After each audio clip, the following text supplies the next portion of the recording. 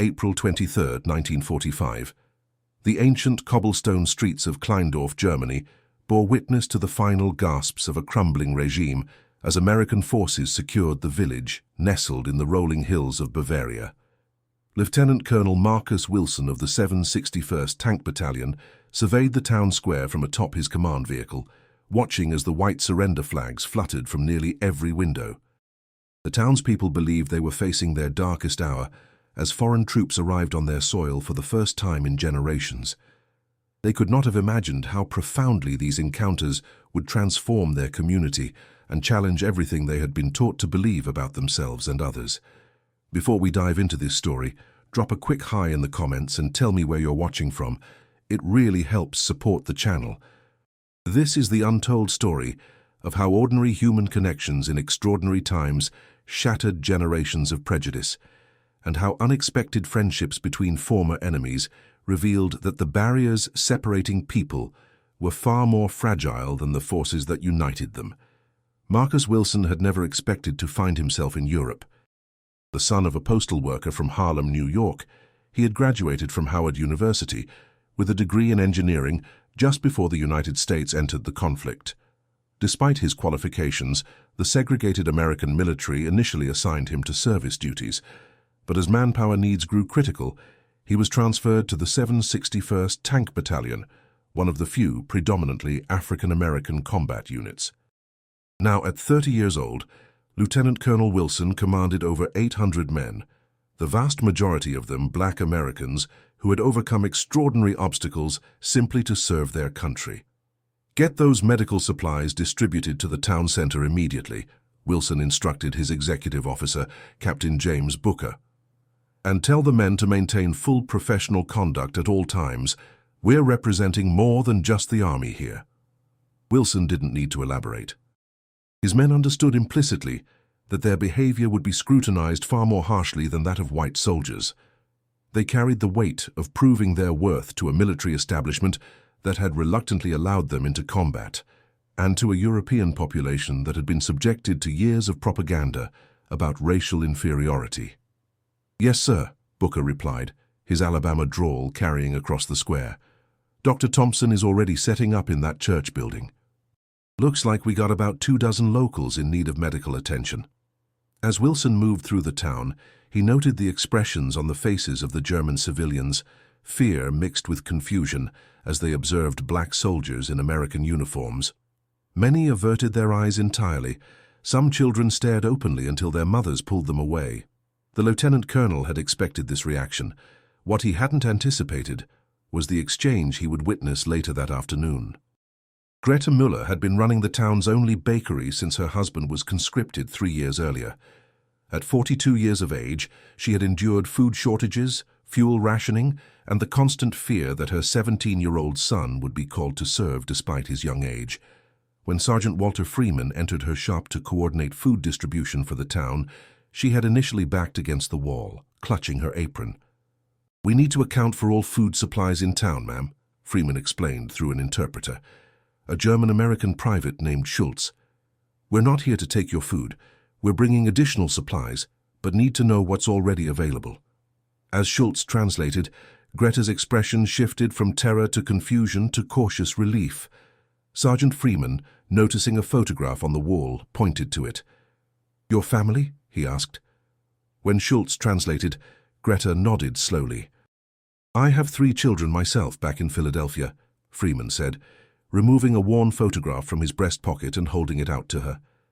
Greta hesitated, then stepped forward to look at the image of 3 smiling children and a woman with kind eyes. Something in that moment transcended language. She reached beneath the counter and produced a small loaf of bread, a precious commodity in those hungry times. "Bitte," she said, offering it to Freeman. "Für Sie." "She wants you to have it, Sergeant," Schultz translated. "Thank you, but I can't take food from civilians," Freeman replied. "Please tell her we'll make sure her family receives proper rations from our supplies." When Greta understood his response, she looked at him with new eyes, as though seeing the man rather than the uniform or the color of his skin for the first time.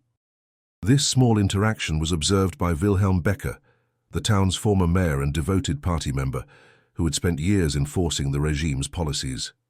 From his window across the street, Becker seethed with anger at what he perceived as betrayal. The years of propaganda about racial superiority had taken deep root in his mind. He made a mental note of Greta's face, determined that such fraternization would be remembered when, as he firmly believed, the Germans would rise again and reclaim their land. By the end of the first week of occupation, Lieutenant Colonel Wilson had established an efficient administrative system in Kleindorf. His engineering background proved valuable as he organized repairs to the town's damaged infrastructure. The 761st was responsible not only for maintaining security, but also for implementing the early stages of military governance until civilian authorities could be properly established. Dr. Ernest Thompson, the battalion's chief medical officer, had converted the town's church into a makeshift clinic. A graduate of Meharry Medical College, Thompson had joined the army after facing discrimination in establishing his practice in Chicago. Now, ironically, he found himself treating German civilians who had never before been touched by a black person, let alone received medical care from one. "The antibiotics are working," Thompson informed Helga Weber as he examined her 8-year-old daughter, Lisa. "Her fever is down and the infection is responding well." Helga, a widow who had lost her husband on the Eastern Front, had been desperate enough to bring her dangerously ill child to the American doctor after the town's elderly physician had run out of medicines months earlier. Now, as she watched her daughter's improvement, gratitude overwhelmed her prejudice. "Danke," she whispered, tears streaming down her face. "Danke." Thompson nodded, maintaining his professional demeanor. He had learned to suppress any outward reaction to the initial distrust he encountered from patients, both in America and now in Germany. "She should continue the medicine for 5 more days, he instructed through the interpreter. "Bring her back if the cough returns." As Helga left the clinic with Lisa's hand in hers, she passed a group of town elders gathered near the church entrance. Their disapproving glares followed her, but she straightened her back and continued walking. Her daughter's life meant more to her than their judgment. Meanwhile, the battalion's mess units had established a community kitchen to supplement the town's meager food supplies. Master Sergeant William Jenkins, a former restaurant owner from Detroit, supervised the operation with efficient precision. Under his direction, the American soldiers distributed rations and prepared hot meals for the most vulnerable residents, the elderly, children, and the ill. "These people are starving," Jenkins reported to Captain Booker. "Their food stocks are almost depleted, and from what I can gather, they've been living on less than 1,000 calories a day for months." "Headquarters says supply trucks should arrive tomorrow," Booker replied. "But we need to make sure distribution is fair. Some of these folks would rather go hungry than accept help from us." The cultural collision continued as the troops established a headquarters in the town hall. Private First Class Robert Johnson, a former teacher from Boston, was assigned to work with the town's remaining administrative staff to restore essential services. His fluent German, learned from his immigrant grandmother, made him invaluable as a liaison. "The water purification system needs repair," Johnson explained to Anna Richter, who had served as the town's clerk for over 20 years. "We have engineers who can fix it, but we need the schematics." Anna, a stern woman in her 50s, whose husband and son were both missing in action, initially refused to cooperate. "Why should I help you?" she asked in German. "You have destroyed our country."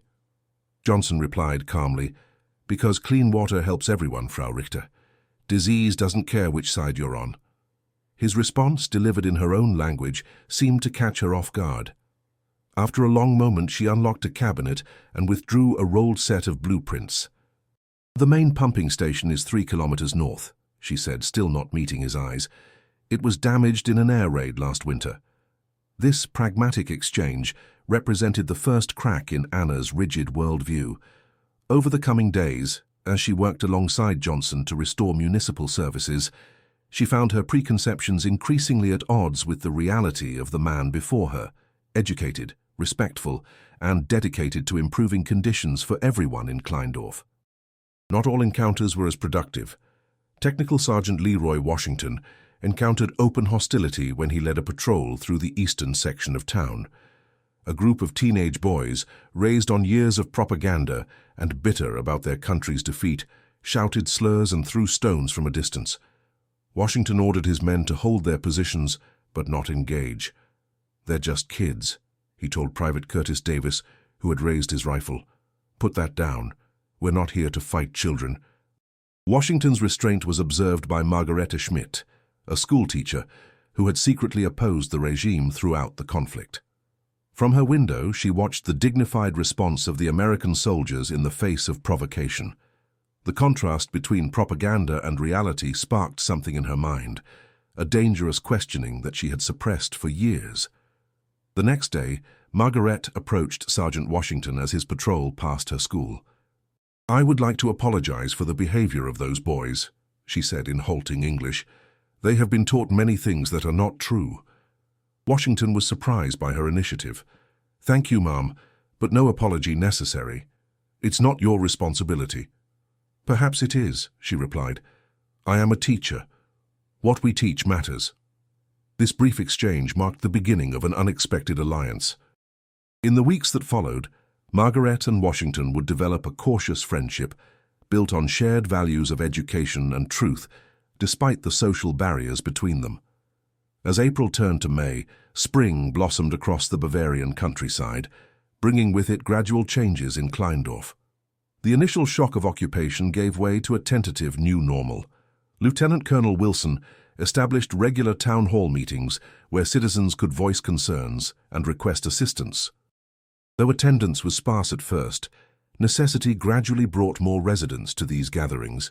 Wilhelm Becker remained staunchly opposed to any cooperation with the Americans. From his home on the town square, he observed and documented instances of what he considered betrayal, particularly focusing on interactions between German women and black soldiers. "They dishonor themselves and our people," Becker muttered to a small group of like-minded men who gathered secretly in his cellar. "We must remember who fraternizes with the enemy." Among those listening was Otto Müller, Greta's 17-year-old son, who had absorbed the regime's ideology throughout his formative years. Otto's father remained missing on the Eastern Front, presumed captured. The boy's anger at Germany's defeat found a target in the American troops, particularly the black soldiers whose very presence contradicted everything he had been taught about racial hierarchy. "My mother speaks to them," Otto confessed, his face flushed with shame. "She even gives them bread from our shop." Becker placed a hand on the boy's shoulder.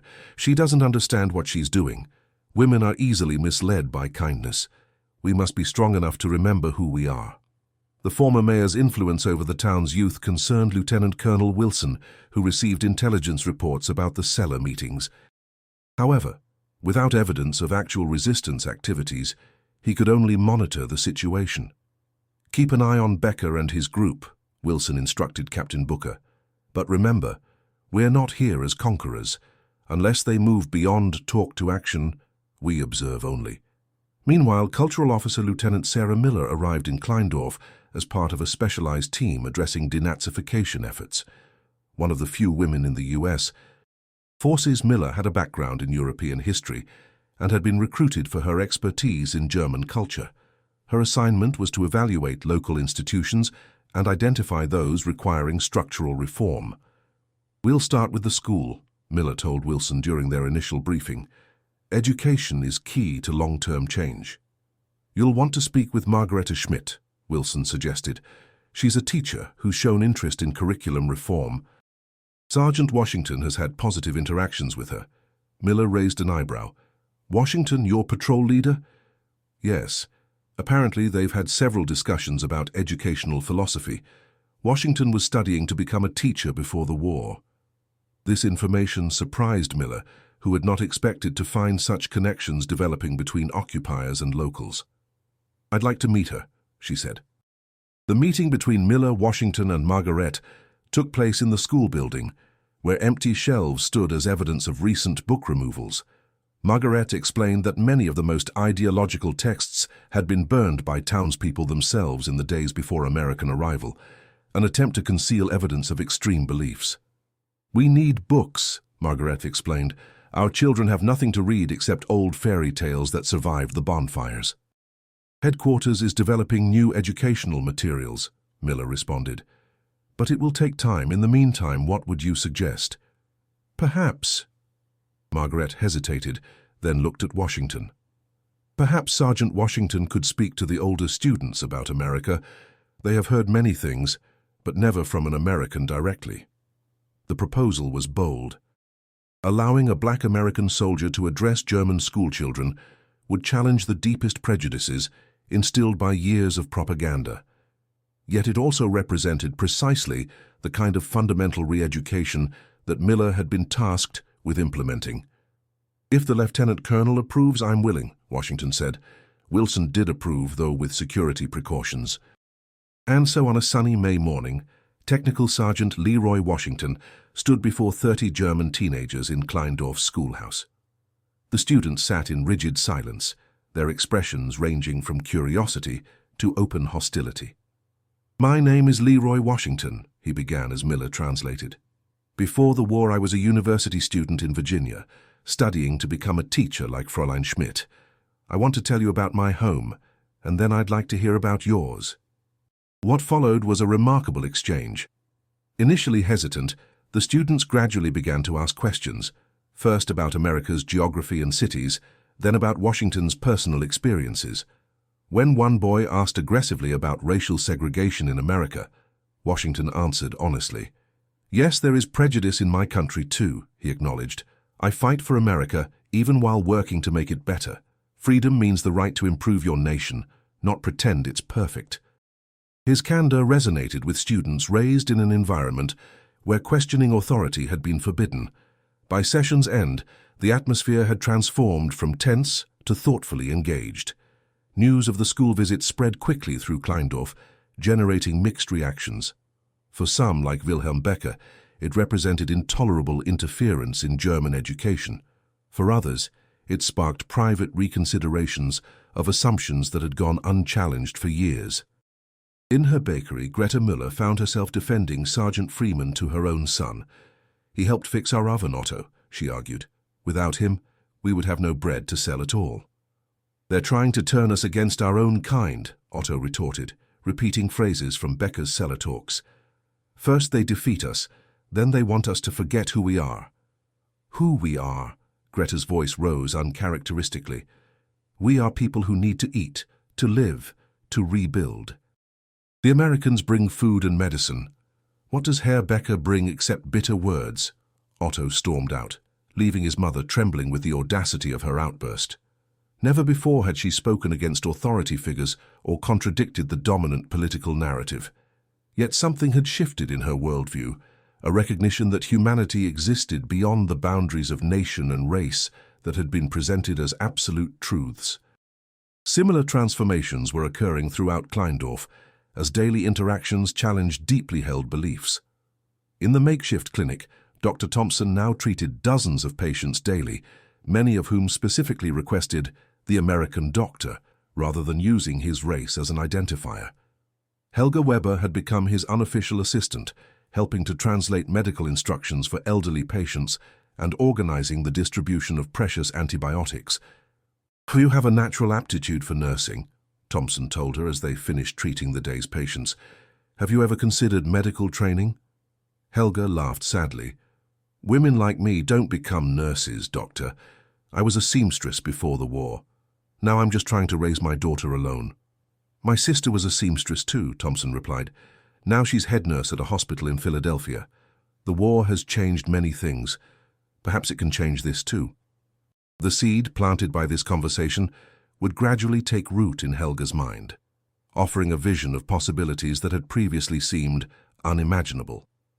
As May progressed, Lieutenant Colonel Wilson received orders to prepare for the arrival of permanent occupation forces. The 761st would soon move eastward, continuing their role in the broader reorganization efforts. This news created unexpected tension in Kleindorf, where many residents had grown accustomed to the battalion's presence and methods. Will the new troops provide medical care as Dr. Thompson has done? Helga asked anxiously during a town meeting.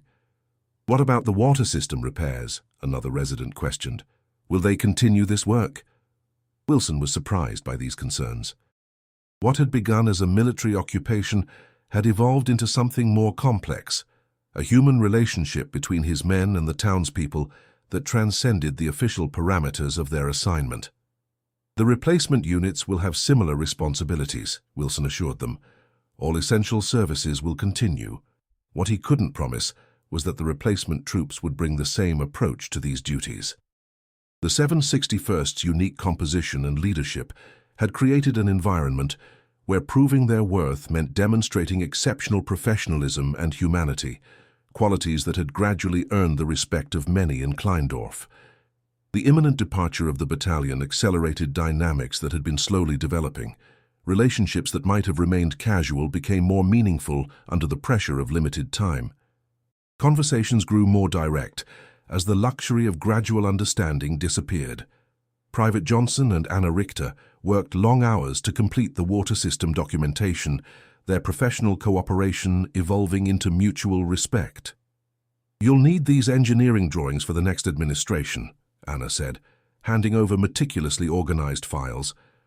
"I've translated the technical terms into English." "Thank you," Johnson replied, genuinely moved by her thoroughness. "This will ensure the work continues properly." Anna hesitated, then added, "Your German is excellent, by the way. You speak like my late father, the same Bavarian accent." It was the most personal comment she had ever made to him, an acknowledgement of him as an individual rather than merely an occupying soldier. Johnson smiled. "My grandmother was from Munich. She refused to speak English at home, said it would make me lazy." For a moment, they were simply two people sharing a connection to the same culture and language. The broader conflict temporarily suspended. In the town square, Sergeant Freeman supervised the distribution of additional food supplies that had arrived from American stockpiles. Greta Müller had volunteered to help organize the town's families, ensuring fair allocation based on household size and need. 300 grams of flour per person, Freeman instructed as they worked side by side. And 1 can of preserved meat per family. "The children should have milk powder," Greta suggested. "Many are showing signs of malnutrition." Freeman nodded, adjusting the distribution plan accordingly. Their efficient partnership had developed without either fully recognizing its significance. A Black American soldier and a German woman working together toward a common purpose, their previous assumptions about each other rendered irrelevant by practical reality. As they finished the day's distribution, Freeman noticed Otto watching from across the square, his expression dark. "Your son still doesn't approve," he observed. Greta sighed. "He has lost too much to the war. His father, his beliefs, his future as he imagined it. Anger is easier than acceptance." "I understand something about that," Freeman replied quietly. "My brother was killed at Normandy last year. For months I could only feel rage. It doesn't leave you, but eventually you find room for other emotions beside it." This revelation of shared grief created a momentary bridge between worlds that propaganda had portrayed as incompatible. Greta impulsively reached out and touched Freeman's arm, a gesture of human connection that, in that time and place, represented an act of remarkable courage. From his window, Wilhelm Becker observed this interaction with mounting fury. The former mayor had been documenting every instance of fraternization in a leather-bound notebook, creating what he imagined would be evidence for future retribution. Greta Müller's name appeared repeatedly in these pages, her friendly interactions with the American troops, especially Sergeant Freeman, meticulously recorded. That evening, Becker summoned Otto to his home. "Your mother dishonors your father's memory," he told the boy. "While he suffers in some Russian prison camp, she smiles with the enemy." Otto's hands clenched into fists. "What can I do? She won't listen to me." "Sometimes," Becker said carefully, "a son must save his mother from herself. The Americans are leaving soon. Afterward, those who collaborated will face judgment from their own people." This veiled threat planted a seed of desperate fear in Otto's mind. Despite their disagreements, he loved his mother fiercely, and now perceived a danger to her that transcended his ideological objections to her behavior. The boy left Becker's house with a new determination, to somehow protect his mother, even from her own actions. Lieutenant Colonel Wilson received reports about Becker's influence and growing tension in certain segments of the town. Intelligence suggested that while no organized resistance existed, there remained potential for isolated incidents as the battalion prepared to depart. Double the patrols near the town square, Wilson instructed Captain Booker, and have Johnson speak with his contact in the administration office. I want to know if there's any credible threat we should address before the transition.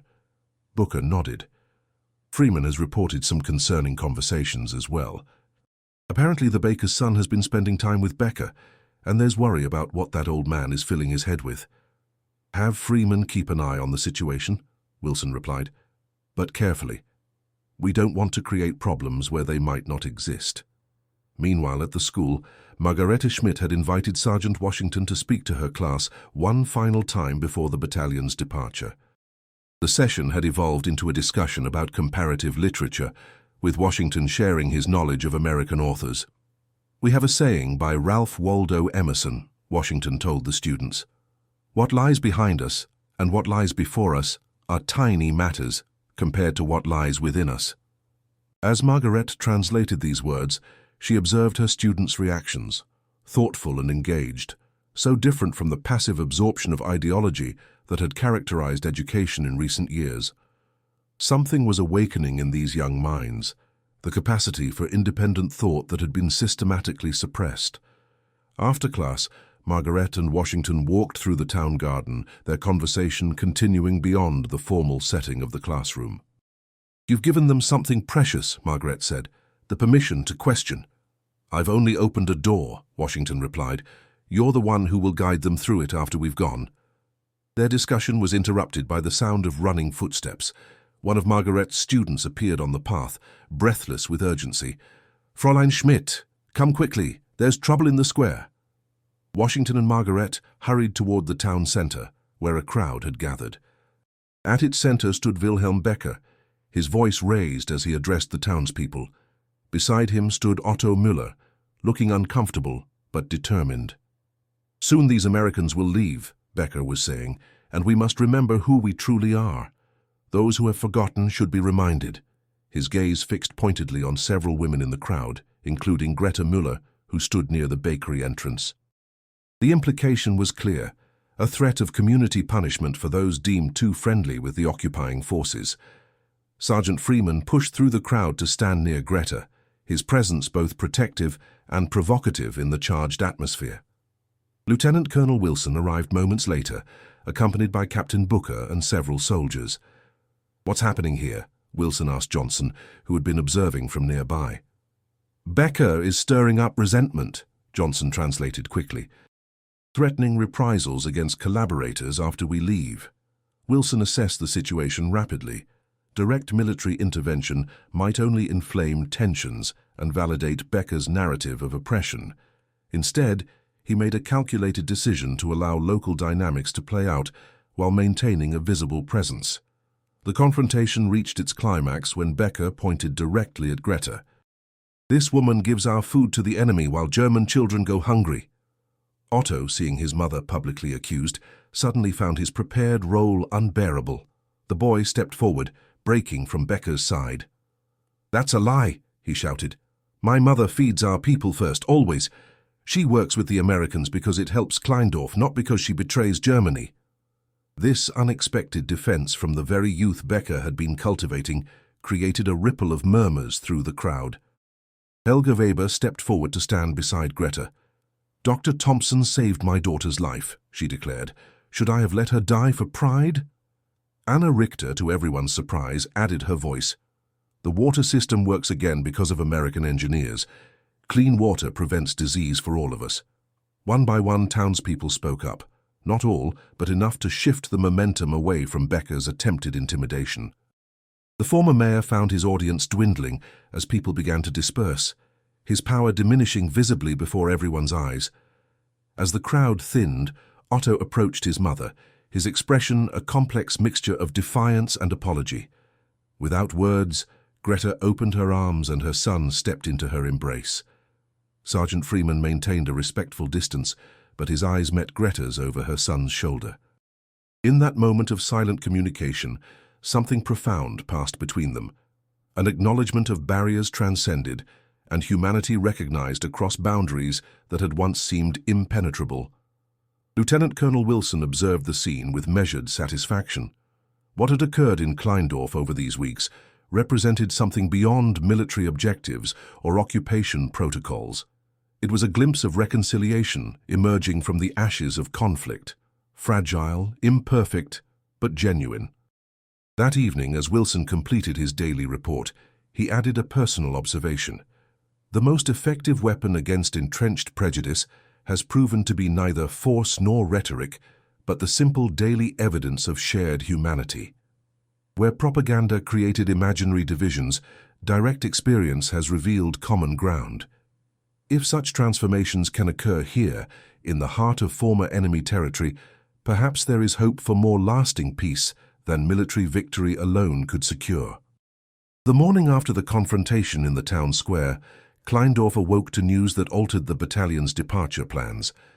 Lieutenant Colonel Wilson received orders that the 761st would remain for an additional 3 weeks to oversee the transition to permanent occupation forces and assist with essential infrastructure repairs before proceeding to their next assignment. This unexpected extension created a new dynamic. Relationships that had developed with the awareness of imminent separation now had time to deepen, and tensions that might have dissipated with the battalion's departure would instead require resolution. Wilson called his officers together to discuss the adjusted timeline. "This changes our approach," he explained. "We are no longer simply maintaining order until replacement troops arrive. We need to establish more sustainable systems and address underlying tensions in the community." Captain Booker nodded. "Becker's public challenge yesterday suggests he expected to reassert control after our departure. Now he'll need a different strategy." "Or become more desperate," Lieutenant Miller added. 3 more weeks gives us time to solidify the denazification efforts, but it also gives opponents time to organize resistance." Wilson considered these perspectives. "We'll continue with a balanced approach, increase educational and infrastructure programs while maintaining security awareness. Dr. Thompson, expand the medical training program for local volunteers. Lieutenant Miller, work with Fräulein Schmidt on developing temporary curriculum materials. Captain Booker, I want daily intelligence reports on Becker and any potential supporters." As the meeting concluded, Wilson added a personal observation. "What we're seeing here is just a microcosm of the larger reconstruction effort. The relationships our men have built with these townspeople may seem small in the context of global politics, but they represent exactly the kind of grassroots reconciliation that will determine whether this peace lasts beyond military enforcement." The extended deployment created varied reactions throughout the town. For some, like Helga Weber, it meant continued access to medical care and supplies that had become critical for her daughter's recovery. For others, particularly those still loyal to the fallen regime, it represented an unwelcome prolonging of foreign presence. In her bakery, Greta Müller received the news with complex emotions. The confrontation in the square had forced a reckoning between her and Otto, bringing their private disagreements into public view. Now they faced weeks rather than days to navigate their new understanding. "Will you continue working with the Americans?" Otto asked his mother as they prepared the day's bread, his tone carefully neutral. "Yes," Greta replied simply. "It helps us, and it helps the town. But I want you to understand why, Otto. Not just accept it because you defended me yesterday." The boy kneaded dough with more force than necessary. "Herr Becker was wrong to threaten you." "That doesn't mean I believe everything you believe." "I don't ask you to," his mother responded. "Only to see with your own eyes, not through someone else's fears." Their conversation was interrupted by Sergeant Freeman's arrival. The customary food distribution coordination had taken on new significance after yesterday's events. Otto nodded stiffly in acknowledgement before disappearing into the back room. "He's trying," Greta explained apologetically. "That's more than I could have hoped for a week ago." Freeman understood the delicate family dynamics at play. "Small steps," he agreed. "We have a saying, Rome wasn't built in a day." As they reviewed distribution plans, their conversation gradually shifted to more personal topics. Freeman spoke of his family in Philadelphia, his wife teaching elementary school, his children adapting to his absence, his hopes to expand his carpentry business after returning home. "So you're a carpenter?" Greta asked, surprised. "3 generations," Freeman confirmed. "My grandfather built church furniture. My father specialized in residential cabinetry. I was expanding into commercial installations when the war came." This revelation added new dimension to their understanding of each other, no longer simply soldier and civilian, but individuals with histories and skills and futures beyond the immediate context of occupation and war. "Our roof needs repair before winter," Greta said, gesturing upward. "Otto tries, but he never learned these skills from his father." "Perhaps I could take a look," Freeman offered, "as part of the infrastructure support mission." This practical assistance, framed within official duties but representing personal investment, exemplified how relationships were evolving throughout Kleindorf as the extended deployment unfolded. At the school, Sergeant Washington and Margareta Schmidt developed an innovative educational exchange. With Lieutenant Miller's approval, Washington organized a series of presentations by different battalion members, each sharing aspects of American geography, culture, and history. "Many of our men were teachers, musicians, tradesmen, and professionals before the war," Washington explained to the students. "Just as your parents and neighbors had civilian lives before the conflict." This simple truth, that soldiers on both sides had been ordinary citizens with ordinary aspirations, challenged the dehumanized enemy imagery that propaganda had constructed. When Private Henry Jackson, a former jazz musician from New Orleans, brought his trumpet to class and demonstrated American musical styles, the universal language of music created connections that transcended linguistic and cultural barriers. Margaret observed the growing engagement of her students with quiet satisfaction. "They're beginning to think critically again," she told Washington as they reviewed the week's lessons, "asking questions rather than repeating slogans." "That's the foundation of true education," Washington replied, "something we both value despite coming from such different worlds." Their shared dedication to educational principles had created a professional partnership that gradually extended into personal territory. As they walked through the town garden after school, a routine that had become familiar, Margareta spoke of her family's history in Kleindorf and her private resistance to the ideological demands placed on teachers during the regime years. "I taught the required material," she admitted, but tried to emphasize critical thinking whenever possible. It was dangerous. A colleague in the next village was removed for similar attempts. Washington listened with deep respect for her quiet courage. The hardest resistance is often invisible, maintaining human values within oppressive systems rather than dramatic acts of defiance. This understanding of moral complexity represented a profound departure from the simplistic narratives of pure heroes and villains that wartime propaganda had presented on both sides. In its place emerged a more nuanced recognition of how ordinary people navigate extraordinary circumstances with varying degrees of compromise, resistance, and accommodation. While these individual relationships developed, Dr. Thompson expanded the clinic's operations to include basic medical training for local volunteers. Helga Weber, who had shown natural aptitude in assisting him, became his primary translator and apprentice. "The body's systems function the same regardless of nationality or language," Thompson explained to the group of 8 women who had volunteered for training. "Medicine must transcend political boundaries." Through Helga's translation, he taught fundamental nursing skills, wound cleaning, fever management, proper administration of medications, and recognition of serious symptoms requiring advanced care. This transfer of knowledge represented something beyond immediate medical necessity. It embodied the principle that former enemies could contribute to each other's welfare through shared expertise. For Helga, these sessions awakened ambitions she had never permitted herself to acknowledge. "Could I become a proper nurse someday?" she asked Thompson hesitantly, as they reorganized supplies after one training session. "Not just an assistant?" "Absolutely," Thompson affirmed without hesitation. "You have the intelligence and temperament for it. Medical schools will reopen as reconstruction progresses." "But I have Lisa to care for," Helga protested, though her expression revealed how compelling she found the possibility. "And no money for education." "There will be programs," Thompson predicted. The rebuilding will require skilled professionals in all fields, including medicine. Write to me after we've gone, and I'll send information as it becomes available.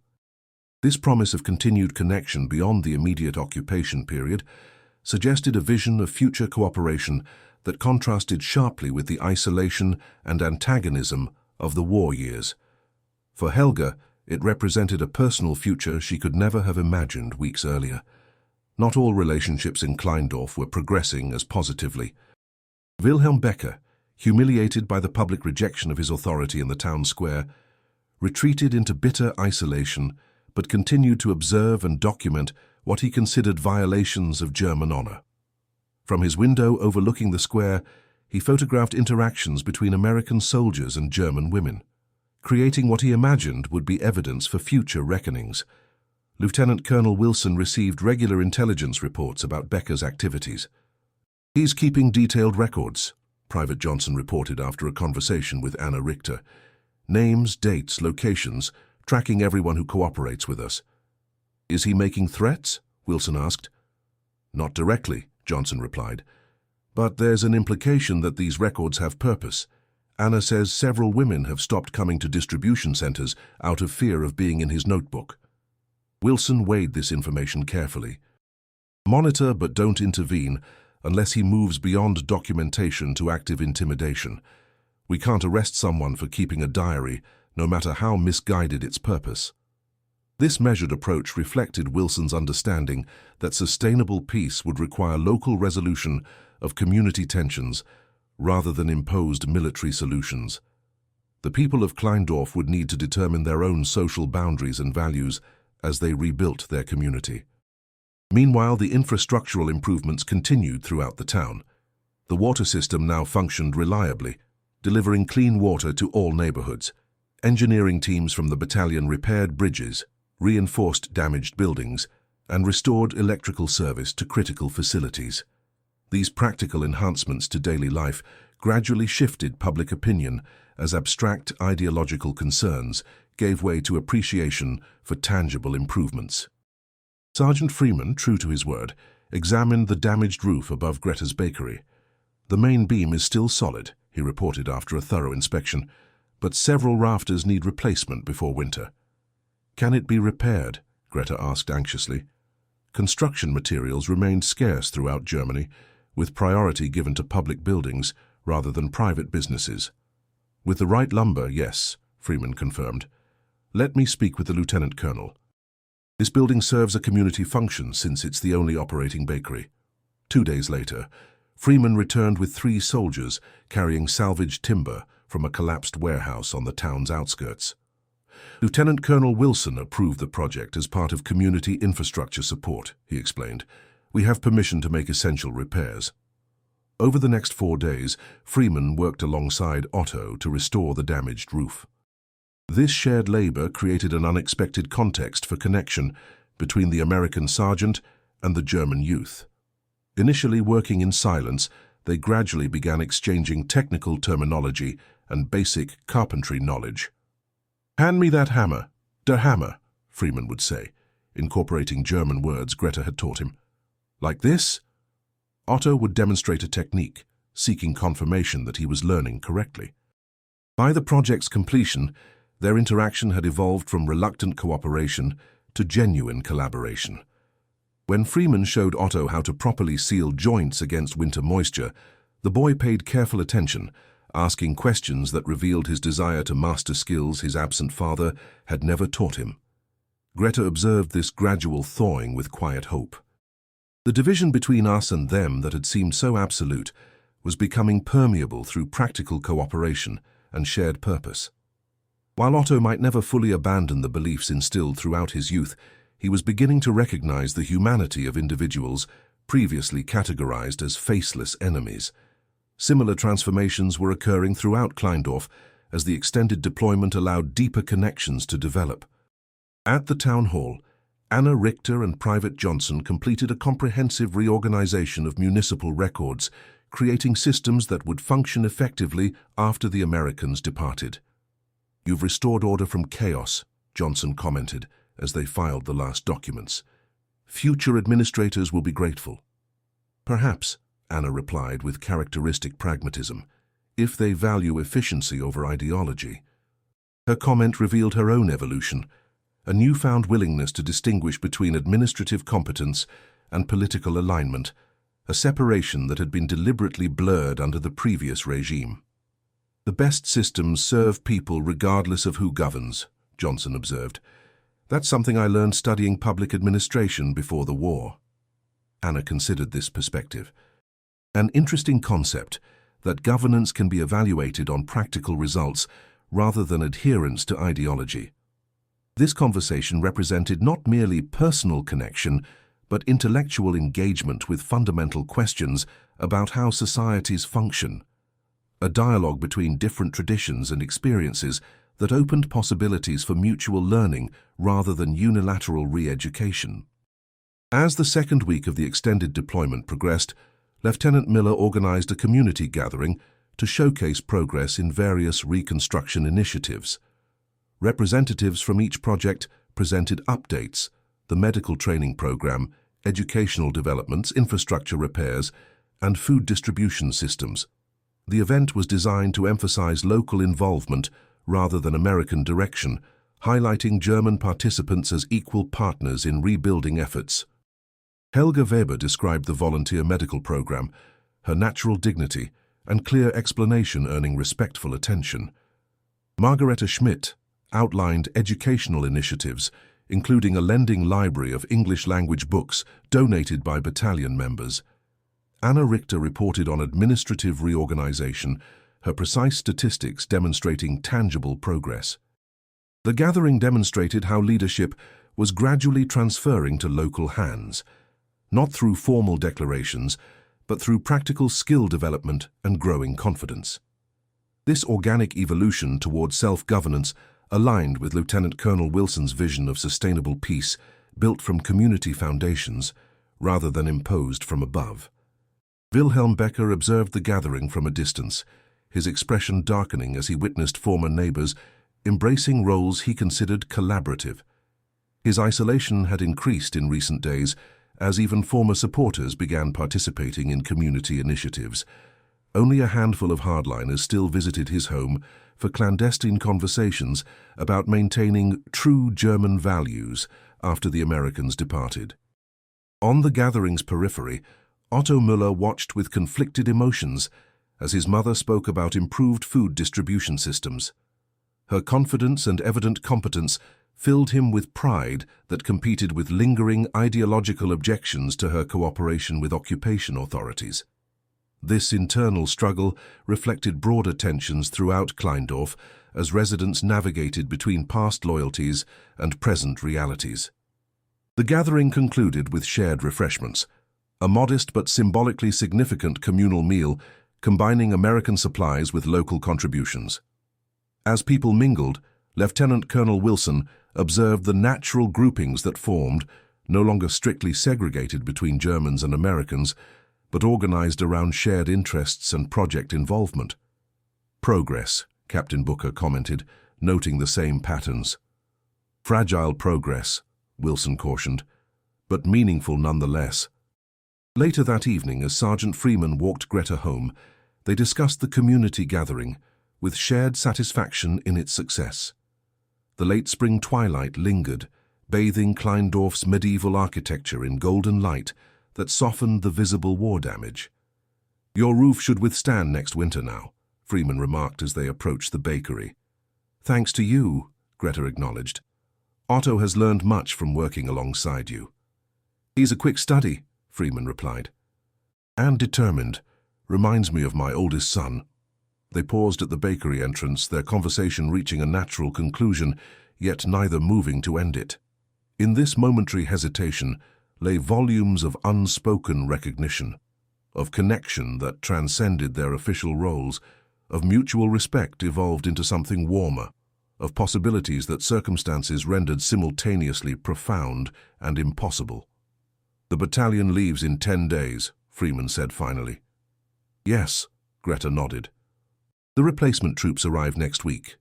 This acknowledgement of imminent separation hung between them, highlighting the temporary nature of their connection while affirming its significance.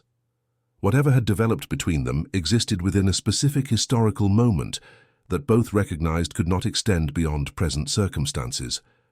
"I'll bring the distribution plans tomorrow," Freeman said, professional topics providing safer ground. "I'll have fresh bread," Greta promised in return.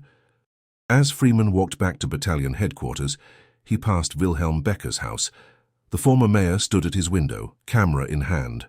The distinctive click of a photograph being taken echoed in the quiet street. Freeman maintained his pace, refusing to acknowledge the surveillance. He had become aware of Becker's documentation weeks earlier, but considered it meaningless in the broader context of occupation duties. Yet in this moment, with evening light fading and the battalion's departure approaching, the photographer's hostile vigilance acquired new significance, a reminder of persistent ideological resistance that would outlast American presence in Kleindorf. The following morning, Freeman reported the incident to Lieutenant Colonel Wilson.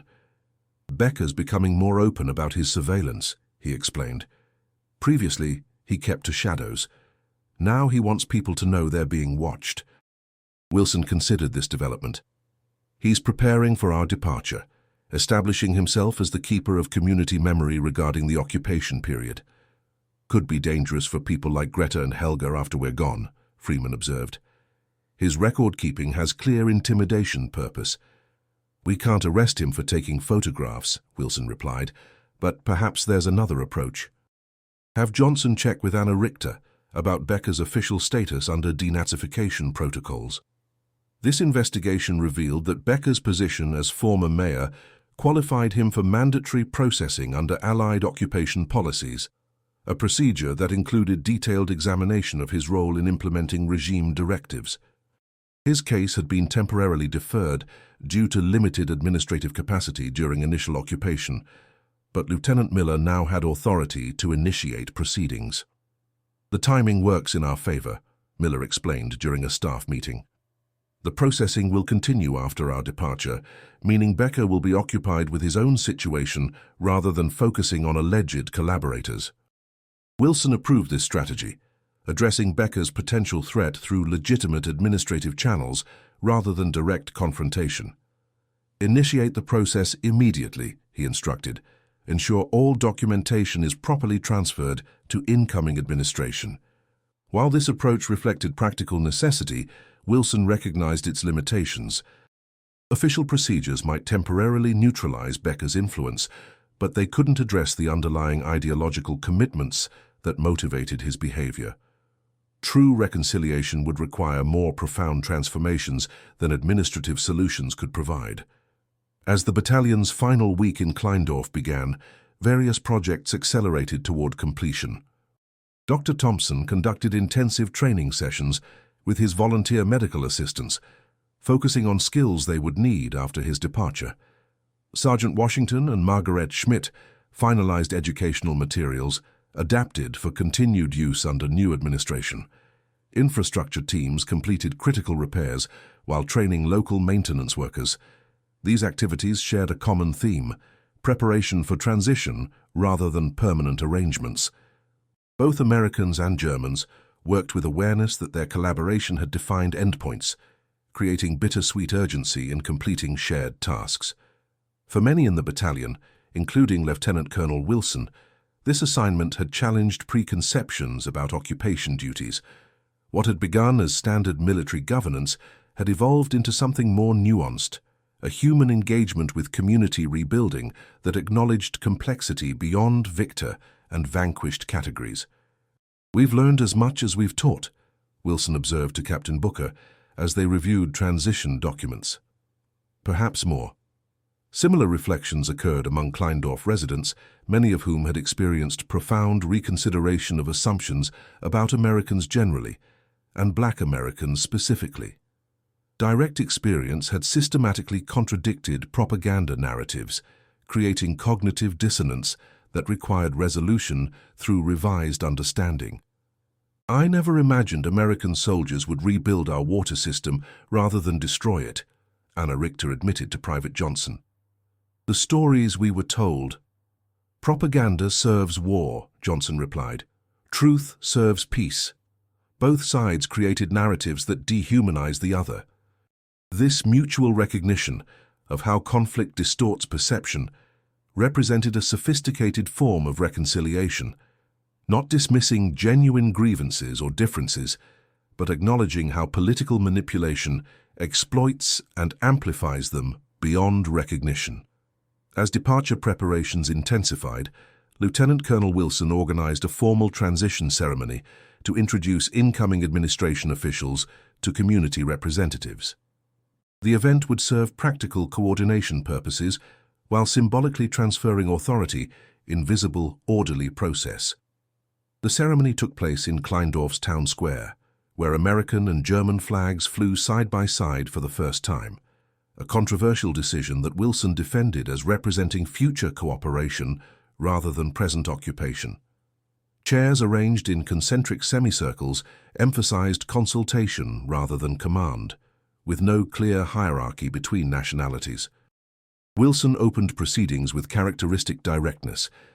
"We arrived as occupiers," he acknowledged. "We depart as partners in reconstruction." This transformation reflects credit on both Americans and Germans, who chose cooperation over continued conflict. His introduction of incoming administrators emphasized continuity in essential services while acknowledging inevitable changes in approach. The American major who would oversee the region, including Kleindorf, presented his credentials with appropriate formality, but also expressed appreciation for foundations established by the 761st.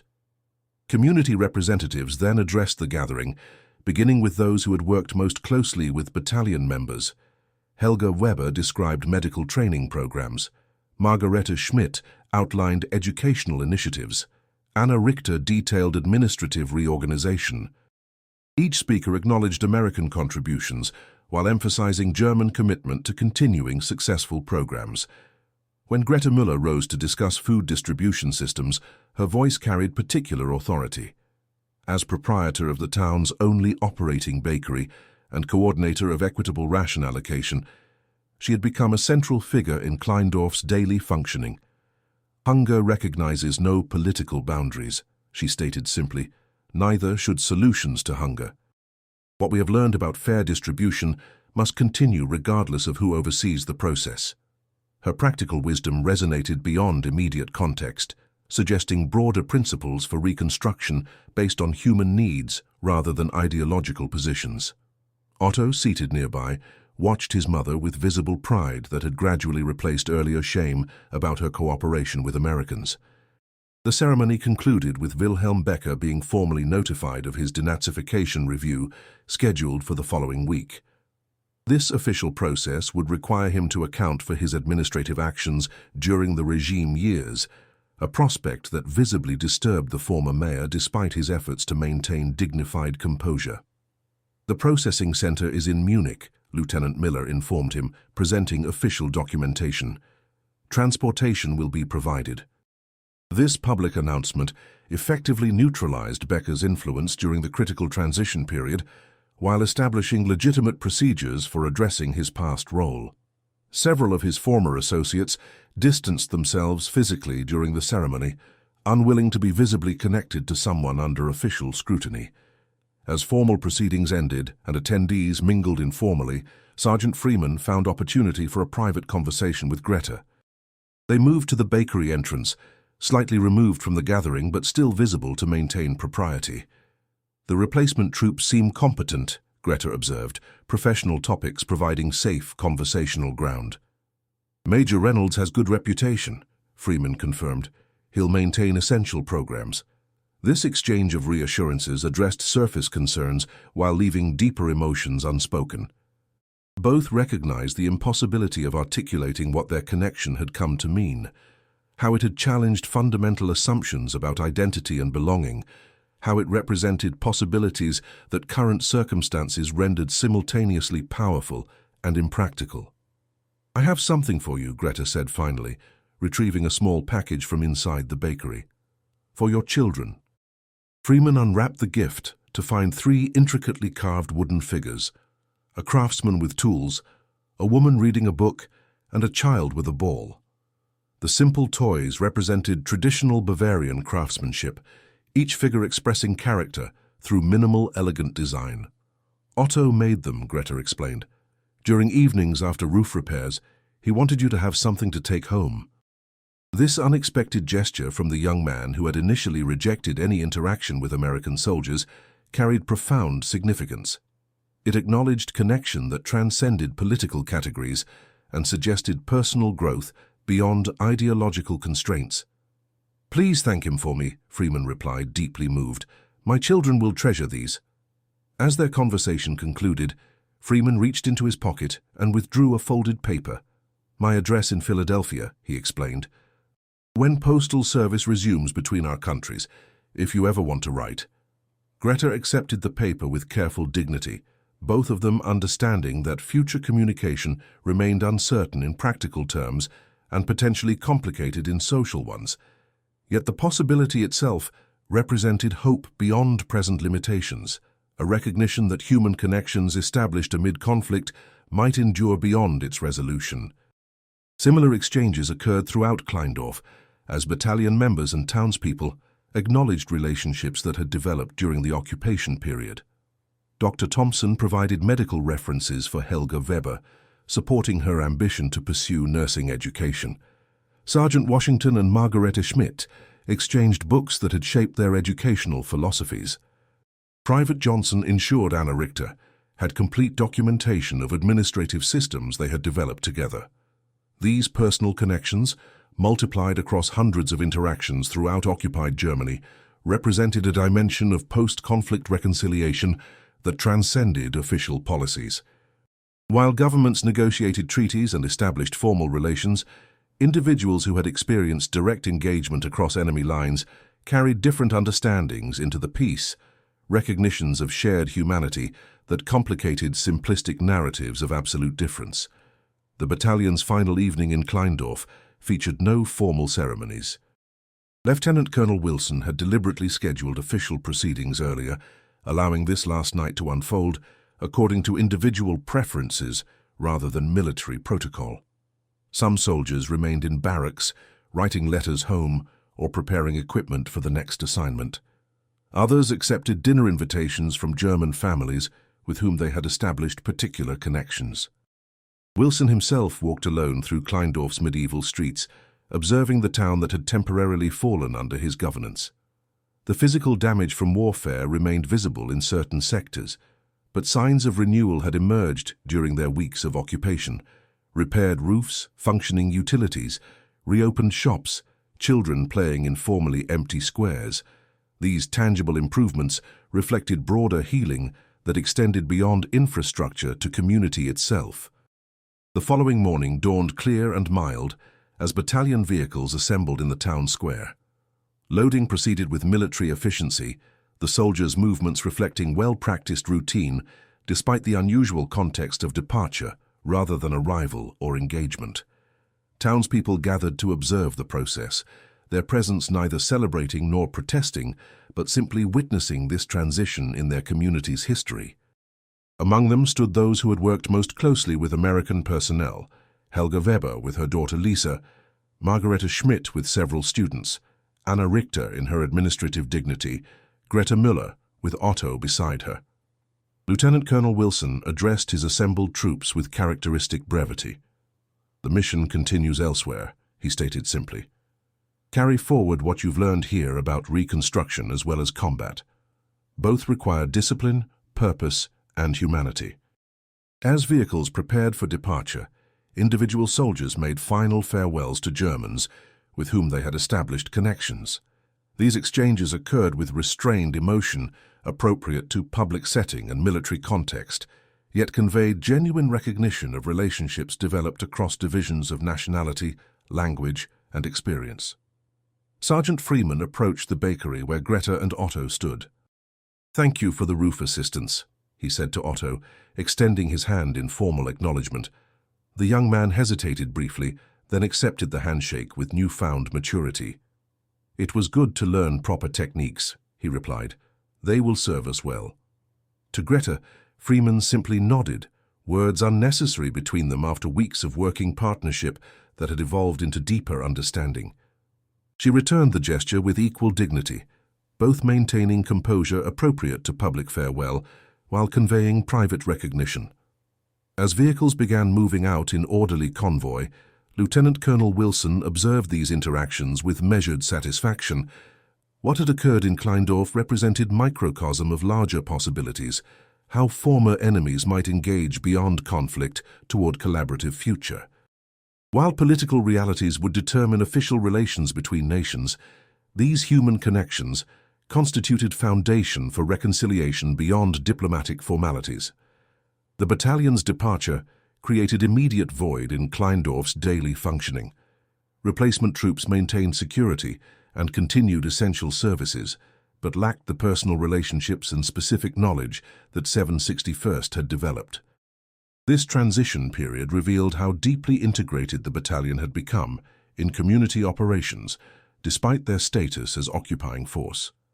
For individuals who had worked closely with American personnel, adjustment proved particularly challenging. Helga Weber continued medical volunteer work, but missed Dr. Thompson's methodical instruction. Margarete Schmidt implemented educational plans they had developed together, while recognizing how Washington's perspective had enriched her teaching.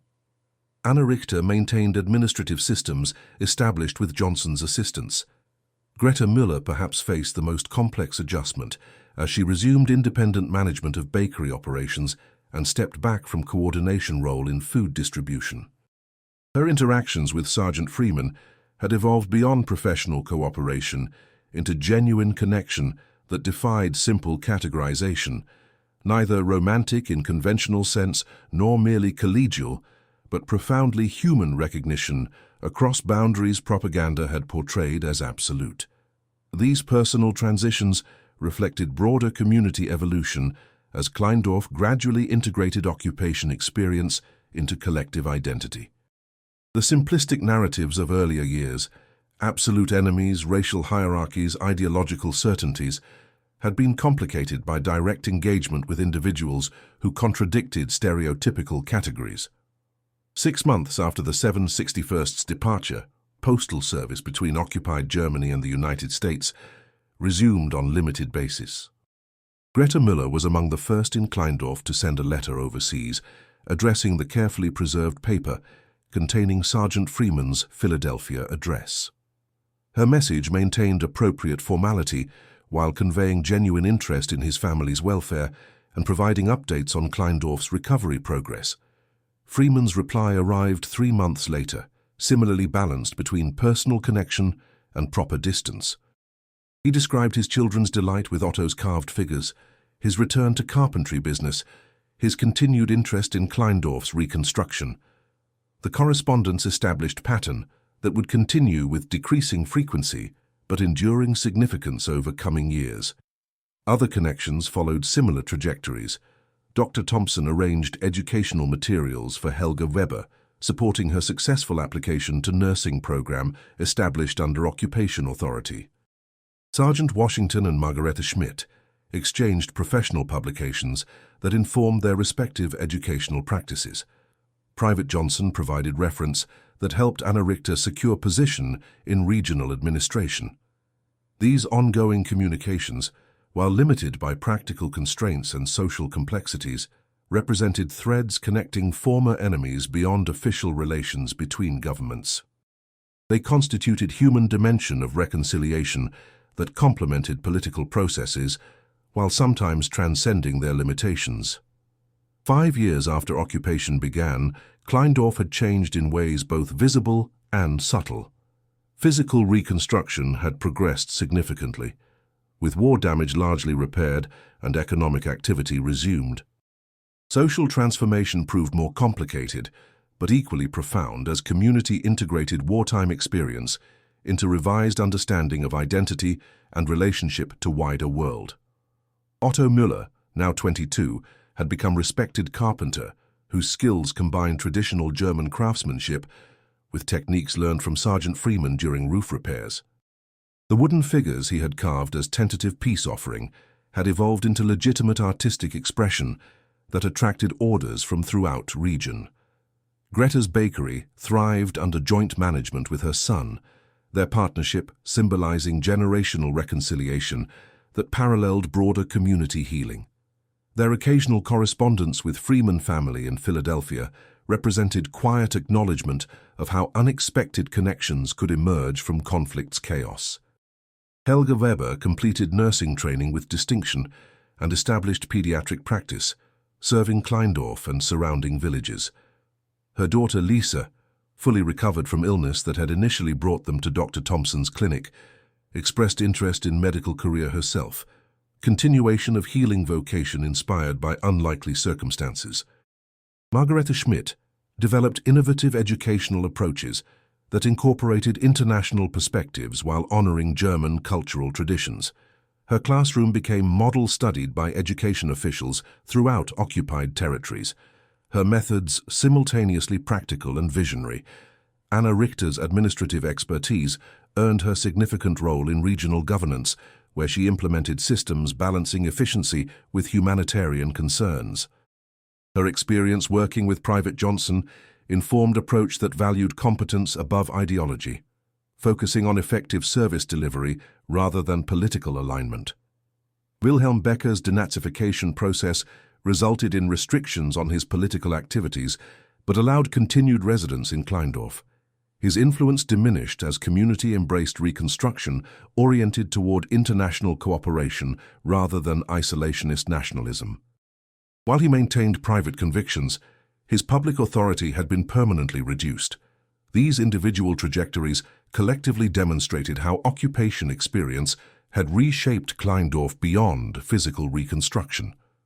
The unexpected connections between Black American soldiers and German civilians, particularly women who engaged with them as colleagues, students, patients, and community partners, had permanently altered social dynamics that propaganda had portrayed as immutable natural order. What had begun as military necessity evolved into human recognition that transcended official categories. Where ideology had constructed absolute boundaries, direct experience revealed common aspirations, values, and capacities that complicated simplistic divisions. The women of Kleindorf, engaging with Black American soldiers as equals rather than subordinates or enemies, had participated in transformation that extended beyond personal relationships to community understanding. 10 years after war's end, Lieutenant Colonel Wilson, now retired from military service and teaching engineering at Howard University, received invitation from German educational authorities to participate in conference examining occupation policies and long-term reconciliation outcomes. Among presenters was Margareta Schmidt, whose educational innovations had gained international recognition. Their reunion in Munich symbolized how connections established during conflict's aftermath had evolved into collaborative engagement that acknowledged both historical realities and future possibilities. What Wilson had described in his final Kleindorf report as shared humanity had proven more durable than military victory alone, foundation for reconciliation based on recognition rather than rhetoric. As former enemies engaged as professional colleagues and cautious friends, they demonstrated how human connections could gradually transform historical animosity into working partnership. The unexpected relationships formed between Black American soldiers and German civilians in small Bavarian town had prefigured broader reconciliation that would eventually reshape international relations beyond military necessity into genuine cooperation. The story of Kleindorf represented microcosm of larger historical process, how individual encounters across conflict boundaries gradually undermined absolutist ideologies that enabled warfare itself. The women who recognized humanity in those propaganda had portrayed as fundamentally other, had participated in transformation more profound than military victory or political reorganization. They had demonstrated how direct experience could overcome artificial divisions, revealing common humanity that transcended constructed categories of difference. And that concludes our story. If you made it this far, please share your thoughts in the comments. What part of this historical account surprised you most? Don't forget to subscribe for more untold stories from World War II and check out the video on screen for another incredible tale from history. Until next time.